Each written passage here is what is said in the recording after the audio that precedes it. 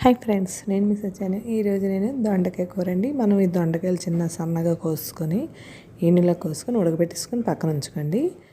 ఉప్పు వేసుకొని ఉడకబెట్టేసుకొని మార్చేసుకొని ఉంచుకొని పక్కన ఉంచుకోండి. అలాగే మిక్సీ జార్లోని మనం ఉల్లిపాయలు, నేను ఒక పెద్ద ఉల్లిపాయ, అందులో 2 వెల్లుల్లి రవ్వలు వేసుకున్నానండి. ఇవి మిరపకాయలండి. వేడి నీళ్ళు నానబెట్టి పైకి తీసిన కాశ్మీరీ చిల్లీ వేసుకొని అందులో టేస్ట్ తగ్గ ఉప్పు, పసుపు, కొద్దిగా అల్లం వెల్లుల్లి పేస్ట్ వేసుకొని మెత్తగా గ్రైండ్ చేసుకోండి. అంటే ఇవన్నీ 10 నిమిషాల్లో అయిపోయే కూరలండి. మీకు మనం దొండకాయలు ఉడకబెట్టేసి పక్కన ఉంచుకున్నాం అనుకోండి, గబగబా చేసుకోవచ్చు. ఇది పెనంలో మనకి నూనె కొద్దిగా వేసుకొని అందులోనే జీలకర్ర, మినపప్పు తాలింపు పెట్టుకోండి.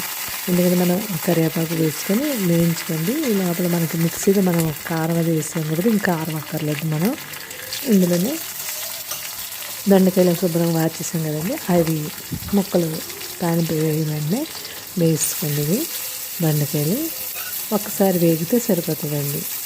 కావాలంటే ఎర్రగా వేయించుకోవచ్చు. మనం నూనెలోనే వేయించేసుకొని ఇందులోనే మనం మిక్సీ చేసుకుని ఉల్లికాయ ముద్ద కూడా కలిపేసుకొని బాగా వేయించుకోవాలండి. ఎందుకంటే ఉల్లిపాయ ముద్ద మనం పచ్చిదే కాబట్టి ఒక్కసారి వేయించుకున్నాం అనుకోండి, అది పచ్చివాసన రాదు. అందుకే వేయించుకోండి కొద్దిగా. ఈ దొండకాయతో పాటు ఉల్లికారం కూడా వేసుకోండి.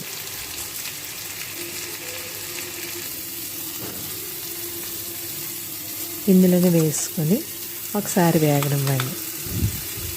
అంతేనండి, ఎంత టేస్టీ అయినా దొండకాయ ఉల్లికార రెడీ అయిపోయింది.